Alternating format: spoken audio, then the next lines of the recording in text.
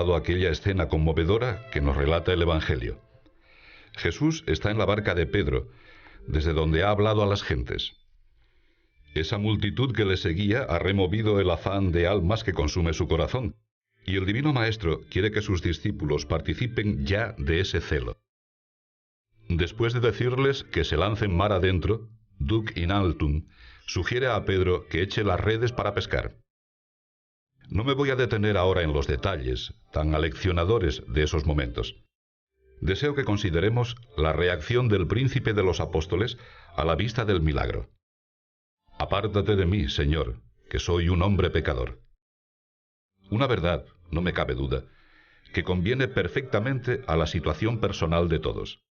Sin embargo, os aseguro que, al tropezar durante mi vida con tantos prodigios de la gracia, obrados a través de manos humanas, me he sentido inclinado, diariamente más inclinado, a gritar: Señor, no te apartes de mí, pues sin ti no puedo hacer nada bueno. Entiendo muy bien, precisamente por eso, aquellas palabras del obispo de Hipona, que suenan como un maravilloso canto a la libertad. Dios, que te creó sin ti, no te salvará sin ti, porque nos movemos siempre, cada uno de nosotros, tú y yo, con la posibilidad, la triste desventura, de alzarnos contra Dios, de rechazarle, quizá con nuestra conducta, o de exclamar: no queremos que reine sobre nosotros. Con agradecimiento, porque percibimos la felicidad a que estamos llamados, hemos aprendido que las criaturas todas han sido sacadas de la nada por Dios y para Dios. Las racionales, los hombres, aunque con tanta frecuencia perdamos la razón. Y las irracionales, las que corretean por la superficie de la tierra, o habitan en las entrañas del mundo, o cruzan el azul del cielo, algunas hasta mirar de hito en hito al sol. Pero en medio de esta maravillosa variedad, solo nosotros, los hombres, no hablo aquí de los ángeles, nos unimos al Creador por el ejercicio de nuestra libertad. Podemos rendir o negar al Señor la gloria que le corresponde como autor de todo lo que existe. Esa posibilidad compone el claroscuro de la libertad humana. El Señor nos invita, nos impulsa, porque nos ama entrañablemente, a escoger el bien. Fíjate, hoy pongo ante ti la vida con el bien, la muerte con el mal. Si oyes el precepto de Yahvé, tu Dios, que hoy te mando, de amar a Yahvé, tu Dios, de seguir sus caminos y de guardar sus mandamientos, decretos y preceptos, vivirás. Escoge la vida para que vivas. ¿Quieres tú pensar, yo también hago mi examen, si mantienes inmutable y firme tu elección de vida? Si al oír esa voz de Dios amabilísima que te estimula a la santidad, respondes libremente que sí. Volvamos la mirada a nuestro Jesús, cuando hablaba a las gentes por las ciudades y los campos de Palestina. No pretende imponerse. Si quieres ser perfecto, dice al joven rico. Aquel muchacho rechazó la insinuación y cuenta el Evangelio que «habit tristis», que se retiró entristecido. Por eso alguna vez lo he llamado el ave triste. Perdió la alegría porque se negó a entregar su libertad a Dios. Considerad ahora el momento sublime en el que el arcángel San Gabriel anuncia a Santa María el designio del Altísimo. Nuestra Madre escucha y pregunta para comprender mejor lo que el Señor le pide. Luego la respuesta firme: fiat, hágase en mí según tu palabra, el fruto de la mejor libertad, la de decidirse por Dios. En todos los misterios de nuestra fe católica aletea ese canto a la libertad. La Trinidad Beatísima saca de la nada el mundo y el hombre, en un libre derroche de amor. El Verbo baja del cielo y toma nuestra carne con este sello estupendo de la libertad en el sometimiento. Heme aquí que vengo, según está escrito de mí en el principio del libro, para cumplir, oh Dios, tu voluntad. Cuando llega la hora marcada por Dios para salvar a la humanidad de la esclavitud del pecado, contemplamos a Jesucristo en Getsemaní, sufriendo dolorosamente hasta derramar un sudor de sangre, que acepta espontánea y rendidamente el sacrificio que el Padre le reclama. Como cordero llevado al matadero, como oveja muda ante los trasquiladores. Ya lo había anunciado a los suyos en una de esas conversaciones en las que volcaba su corazón con el fin de que los que le aman conozcan que Él es el camino, no hay otro, para acercarse al Padre. Por eso mi Padre me ama, porque doy mi vida para tomarla otra vez. Nadie me la arranca, sino que yo la doy de mi propia voluntad, y soy dueño de darla y dueño de recobrarla. Nunca podremos acabar de entender esa libertad de Jesucristo, inmensa, infinita como su amor. Pero el tesoro preciosísimo de su generoso holocausto nos debe mover a pensar: ¿por qué me has dejado, Señor, este privilegio, con el que soy capaz de seguir tus pasos, pero también de ofenderte? Llegamos así a calibrar el recto uso de la libertad si se dispone hacia el bien, y su equivocada orientación cuando con esa facultad el hombre se olvida, se aparta del amor de los amores. La libertad personal, que defiendo y defenderé siempre con todas mis fuerzas, me lleva a demandar con convencida seguridad, consciente también de mi propia flaqueza: ¿qué esperas de mí, Señor, para que yo voluntariamente lo cumpla? Nos responde el mismo Cristo: Veritas liberavit vos, la verdad os hará libres. ¿Qué verdad es esta que inicia y consuma en toda nuestra vida el camino de la libertad? Os la resumiré con la alegría y con la certeza que provienen de la relación entre Dios y sus criaturas. Saber que hemos salido de las manos de Dios, que somos objeto de la predilección de la Trinidad Beatísima, que somos hijos de tan gran Padre. Yo pido a mi Señor que nos decidamos a darnos cuenta de eso, a saborearlo día a día. Así obraremos como personas libres. No lo olvidéis: el que no se sabe hijo de Dios desconoce su verdad más íntima y carece en su actuación del dominio y del señorío propios de los que aman al Señor por encima de todas las cosas. Persuadíos, para ganar el cielo, hemos de empeñarnos libremente, con una plena, constante y voluntaria decisión. Pero la libertad no se basta a sí misma. Necesita un norte, una guía. No cabe que el alma ande sin ninguno que la rija, y para esto se la ha redimido de modo que tenga por rey a Cristo, cuyo yugo es suave y su carga ligera, y no el diablo, cuyo reino es pesado. Rechazad el engaño de los que se conforman con un triste vocerío: libertad, libertad. Muchas veces en ese mismo clamor se esconde una trágica servidumbre, porque la elección que prefiere el error no libera. El único que libera es Cristo, ya que solo Él es el camino, la verdad y la vida. Preguntémonos de nuevo, en la presencia de Dios: Señor, ¿para qué nos has proporcionado este poder? ¿Por qué has depositado en nosotros esa facultad de escogerte o de rechazarte? Tú deseas que empleemos acertadamente esta capacidad nuestra. Señor, ¿qué quieres que haga? Y la respuesta diáfana, precisa: amarás al Señor Dios tuyo con todo tu corazón y con toda tu alma y con toda tu mente. ¿Lo veis? La libertad adquiere su auténtico sentido cuando se ejercita en servicio de la verdad que rescata, cuando se gasta en buscar el amor infinito de Dios que nos desata de todas las servidumbres. Cada día aumentan mis ansias de anunciar a grandes voces esta insondable riqueza del cristiano: la libertad de la gloria de los hijos de Dios. Ahí se resume la voluntad buena que nos enseña a perseguir el bien después de distinguirlo del mal. Me gustaría que meditaseis en un punto fundamental que nos enfrenta con la responsabilidad de nuestra conciencia. Nadie puede elegir por nosotros.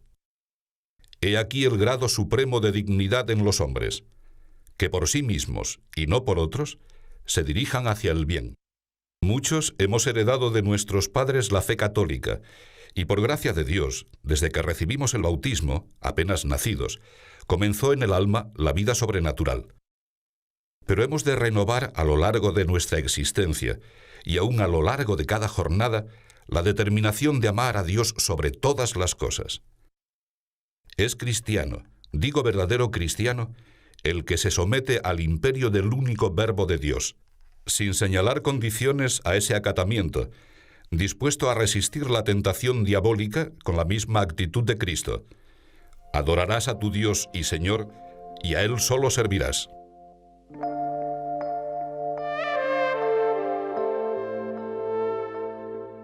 El amor de Dios es celoso.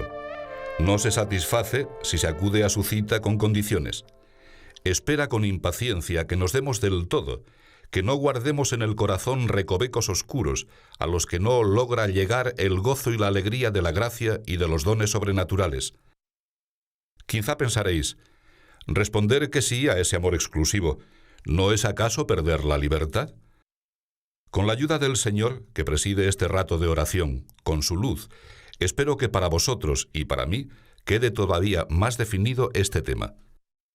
Cada uno de nosotros ha experimentado alguna vez que servir a Cristo Señor nuestro comporta dolor y fatiga. Negar esta realidad supondría no haberse encontrado con Dios. El alma enamorada conoce que, cuando viene ese dolor, se trata de una impresión pasajera, y pronto descubre que el peso es ligero y la carga suave, porque lo lleva Él sobre sus hombros, como se abrazó al madero cuando estaba en juego nuestra felicidad eterna.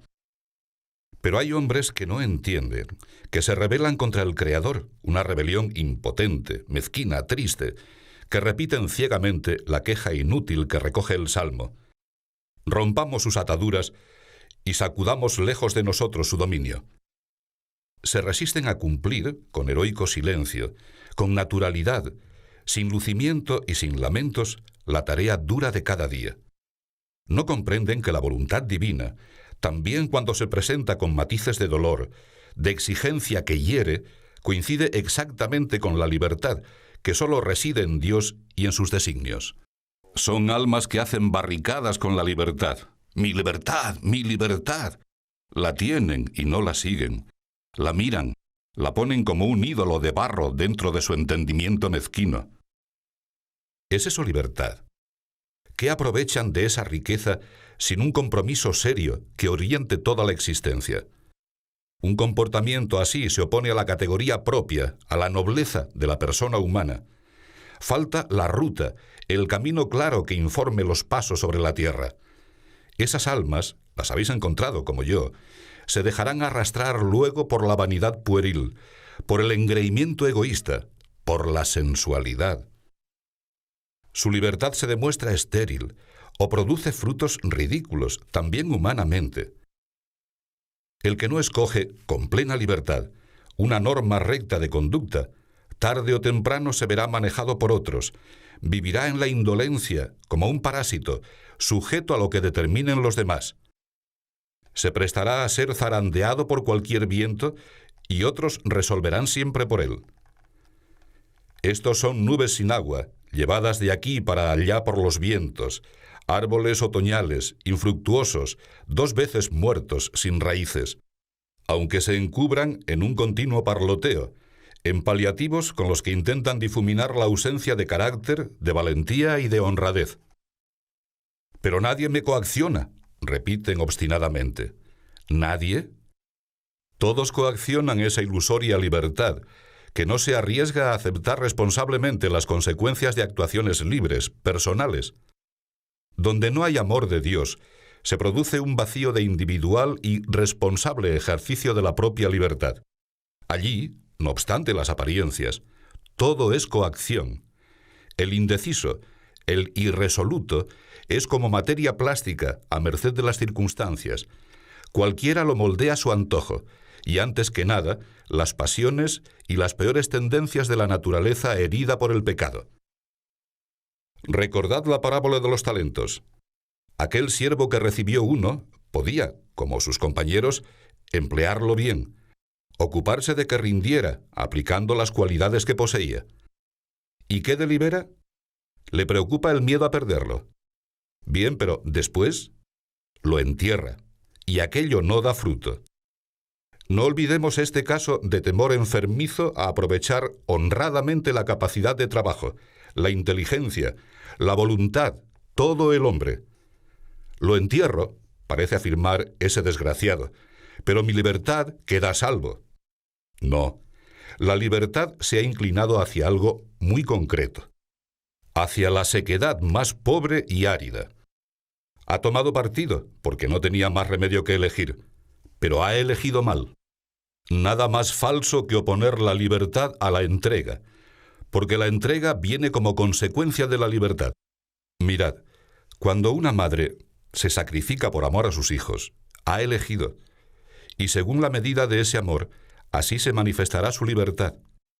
Si ese amor es grande, la libertad aparecerá fecunda, y el bien de los hijos proviene de esa bendita libertad, que supone entrega, y proviene de esa bendita entrega, que es precisamente libertad. Pero me preguntaréis, cuando alcanzamos lo que amamos con toda el alma, ¿ya no seguiremos buscando? ¿Ha desaparecido la libertad? Os aseguro que entonces es más operativa que nunca, porque el amor no se contenta con un cumplimiento rutinario, ni se compagina con el hastío o con la apatía. Amar significa recomenzar cada día a servir, con obras de cariño. Insisto, querría grabarlo a fuego en cada uno. La libertad y la entrega no se contradicen, se sostienen mutuamente. La libertad solo puede entregarse por amor. Otra clase de desprendimiento no la concibo. No es un juego de palabras más o menos acertado. En la entrega voluntaria, en cada instante de esa dedicación, la libertad renueva el amor, y renovarse es ser continuamente joven, generoso, capaz de grandes ideales y de grandes sacrificios.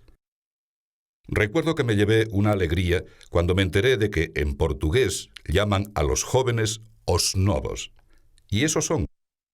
Os cuento esta anécdota porque he cumplido ya bastantes años, pero al rezar al pie del altar, al Dios que llena de alegría mi juventud, me siento muy joven y sé que nunca llegaré a considerarme viejo. Porque si permanezco fiel a mi Dios, el amor me vivificará continuamente, se renovará, como la del águila, mi juventud. Por amor a la libertad nos atamos. Únicamente la soberbia atribuye a esas ataduras el peso de una cadena. La verdadera humildad, que nos enseña aquel que es manso y humilde de corazón, nos muestra que su yugo es suave y su carga ligera. El yugo es la libertad, el yugo es el amor, el yugo es la unidad, el yugo es la vida que Él nos ganó en la cruz.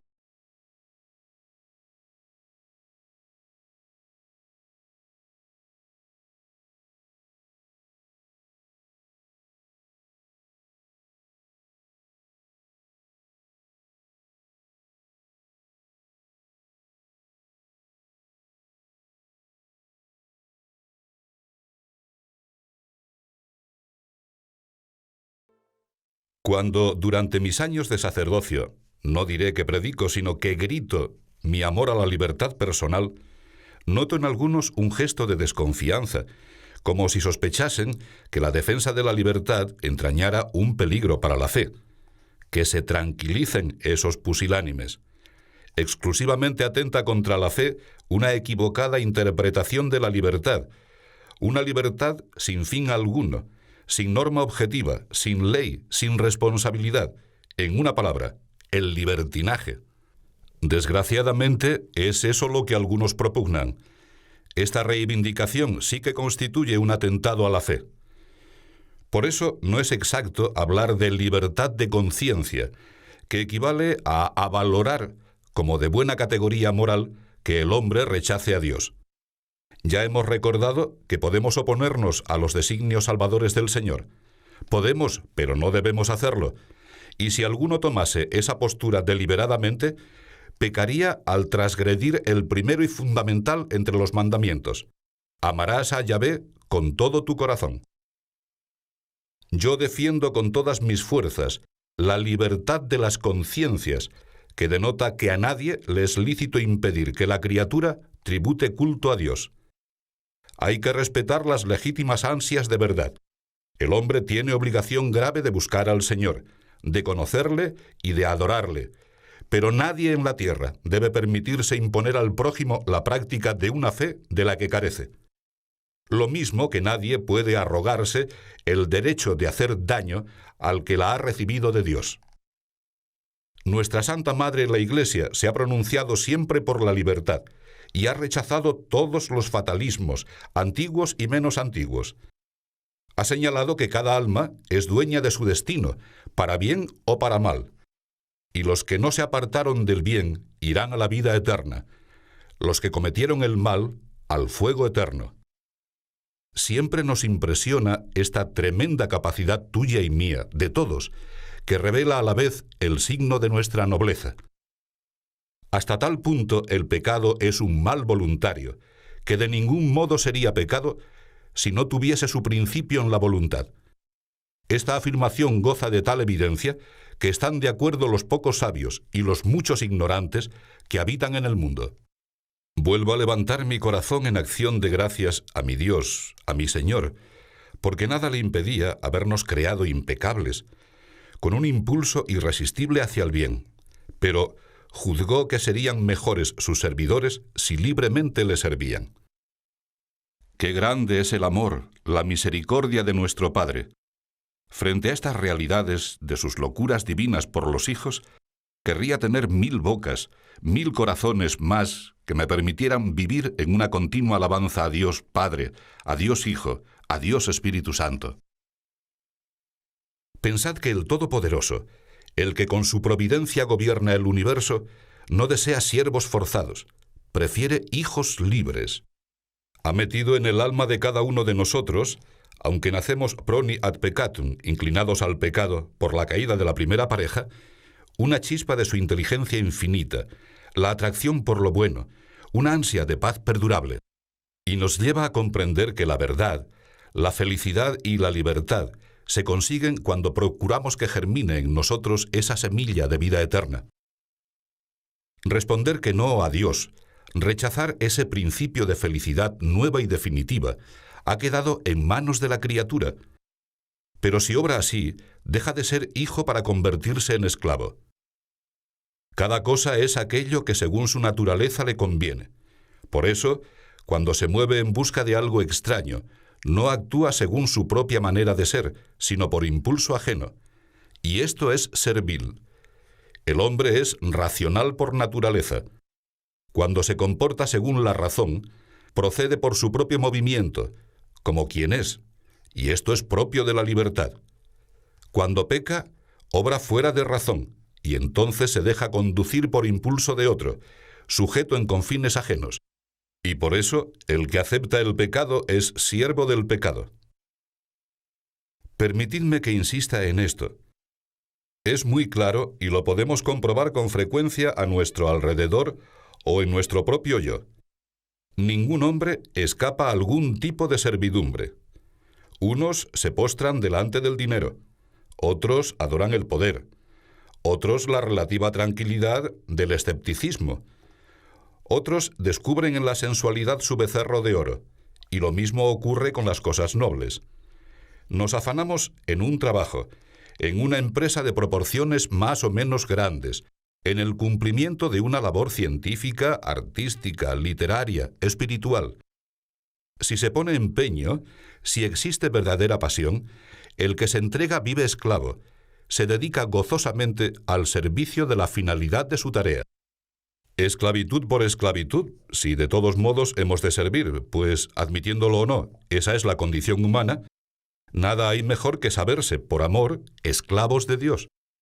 Porque en ese momento perdemos la situación de esclavos para convertirnos en amigos, en hijos. Y aquí se manifiesta la diferencia. Afrontamos las honestas ocupaciones del mundo con la misma pasión, con el mismo afán que los demás, pero con paz en el fondo del alma, con alegría y serenidad, también en las contradicciones, que no depositamos nuestra confianza en lo que pasa, sino en lo que permanece para siempre. No somos hijos de la esclava, sino de la libre. ¿De dónde nos viene esta libertad? De Cristo, Señor nuestro. Esta es la libertad con la que Él nos ha redimido. Por eso enseña: si el Hijo os alcanza la libertad, seréis verdaderamente libres. Los cristianos no tenemos que pedir prestado a nadie el verdadero sentido de este don, porque la única libertad que salva al hombre es cristiana. Me gusta hablar de la aventura de la libertad, porque así se desenvuelve vuestra vida y la mía. Libremente, como hijos, insisto, no como esclavos, seguimos el sendero que el Señor ha señalado para cada uno de nosotros.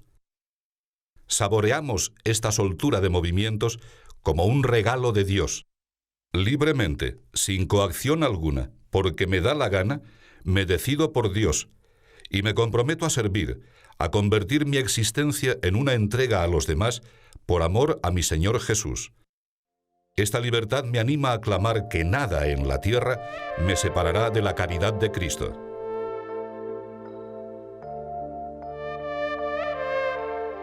Dios hizo al hombre desde el principio y lo dejó en manos de su libre albedrío.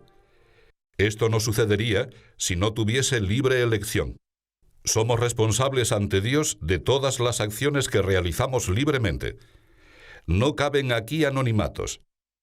El hombre se encuentra frente a su Señor y en su voluntad está resolverse a vivir como amigo o como enemigo. Así empieza el camino de la lucha interior, que es empresa para toda la vida, porque mientras dura nuestro paso por la tierra, ninguno ha alcanzado la plenitud de su libertad. Nuestra fe cristiana, además, nos lleva a asegurar a todos un clima de libertad, comenzando por alejar cualquier tipo de engañosas coacciones en la presentación de la fe. Si somos arrastrados a Cristo, creemos sin querer. Se usa entonces la violencia, no la libertad. Sin que uno quiera, se puede entrar en la iglesia. Sin que uno quiera, se puede acercar al altar. Puede, sin quererlo, recibir el sacramento. Pero solo puede creer el que quiere. Y resulta evidente que, habiendo llegado a la edad de la razón, se requiere la libertad personal para entrar en la iglesia y para corresponder a las continuas llamadas que el Señor nos dirige.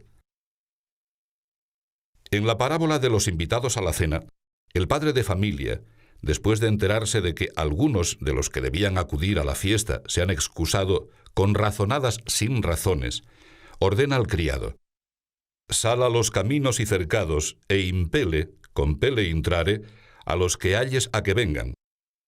¿No es esto coacción? ¿No es usar violencia contra la legítima libertad de cada conciencia? Si meditamos el Evangelio y ponderamos las enseñanzas de Jesús, no confundiremos esas órdenes con la coacción. Ved de qué modo Cristo insinúa siempre: si quieres ser perfecto, si alguno quiere venir en pos de mí, ese compele intrare no entraña violencia física ni moral. Refleja el ímpetu del ejemplo cristiano que muestra en su proceder la fuerza de Dios. Mirad cómo atrae el Padre. Deleita enseñando, no imponiendo la necesidad. Así atrae hacia Él. Cuando se respira ese ambiente de libertad, se entiende claramente que el obrar mal no es una liberación, sino una esclavitud. El que peca contra Dios conserva el libre albedrío en cuanto a la libertad de coacción, pero lo ha perdido en cuanto a la libertad de culpa. Manifestará quizá que se ha comportado conforme a sus preferencias, pero no logrará pronunciar la voz de la verdadera libertad, porque se ha hecho esclavo de aquello por lo que se ha decidido, y se ha decidido por lo peor, por la ausencia de Dios, y allí no hay libertad. Os lo repito, no acepto otra esclavitud que la del amor de Dios. Y esto porque, como ya os he comentado en otros momentos, la religión es la mayor rebeldía del hombre que no tolera vivir como una bestia, que no se conforma, no se aquieta, si no trata y conoce al Creador. Os quiero rebeldes, libres de toda atadura, porque os quiero, nos quiere Cristo, hijos de Dios. Esclavitud o filiación divina.